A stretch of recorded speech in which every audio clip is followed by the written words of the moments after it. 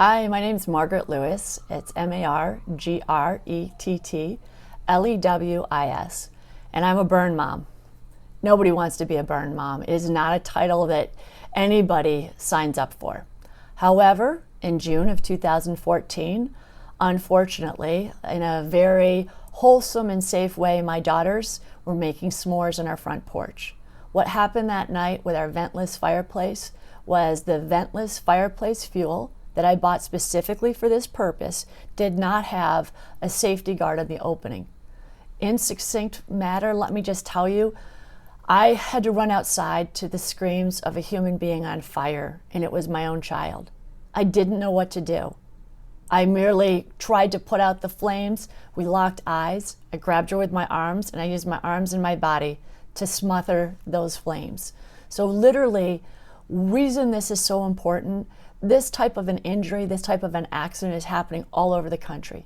This is happening in family gatherings, in school settings, in laboratories, in celebrations. We have too many of these injuries happening, and we have come to realize that they're preventable. The solution is well known. It's been out there for a long time. And in the process of trying to educate myself and find out how I could come up with a way to really understand what happened that night. I mean, this experience absolutely shattered my soul and broke my heart. However, meeting so many other families and hearing their story and the echoes and knowing that the only variables really were their name and their date. Everything else sounded exactly the same. I had gone through and Googled and researched. I met other people and I came to feel like I knew them by the similarity in their story. I had at one point amassed 25, 50, 75 of these injuries. Since then, it has grown over hundreds. The part I want to explain to you is what we came to realize is the common denominator in every one of these explosion cases. When we're around flammable liquids and they're poured, so often that is what allows the vapor to find an ignition source. Please know in those bottles that a lot of times this liquid will be explosive in the flammable range at room temperature. That is an invisible wick. Any type of an ignition source, spark, static electricity, anything that can allow that to ignite will flash back inside the container and it will shoot fuel across. And that stream of jetting fuel burning a person is severe. It's condensed and it burns deeply. The temperatures are as hot as basically a crematorium. The part I want to talk to you about today is to let you know about some of the legislation we're working on so that we can make this a standard and we can once and for all make public safety the priority. We understand what has taken place by amassing and aggregating data. This is how I coped. This is what I'm trained to do. This is my background. I've looked and asked questions of different government organizations. Do you ever have an example where this happened and a flame arrestor was present? Nobody does. In fact, they've come back and told us that 100% of the time, when there is a functioning flame arrestor present, there is no injury. The liquid can flash back to the surface and this flame arrestor will quench it out. So that's how it works. What it is it's a piece of wire or plastic and a mesh, and I'm going to show you an example.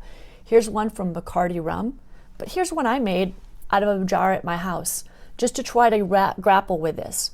Please understand, sometimes in talking to different government organizations and looking at the problem, I've come to realize that it is not about how big the opening is. You can tell these openings are of different sizes, so the circumference doesn't matter. It's how big the opening is in this space that will either allow it to be quenched, or if it's too large, then the ignition source can pass through it, and then it's no longer arresting the explosion.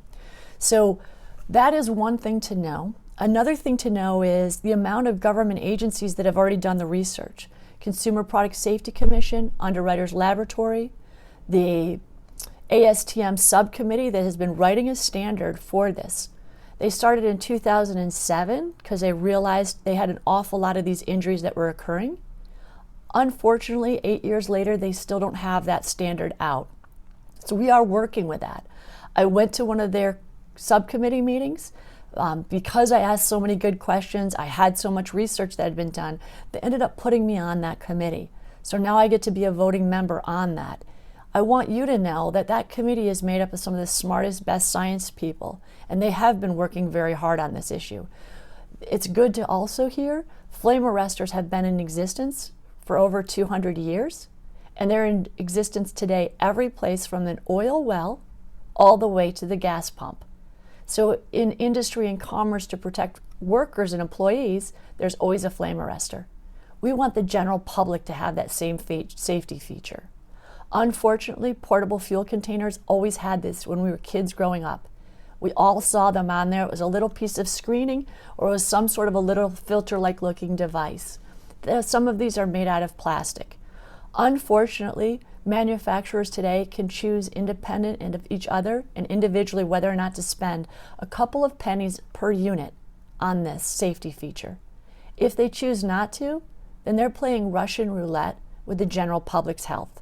They are literally allowing people to burn alive for a few pennies of profit. This legislation has been written.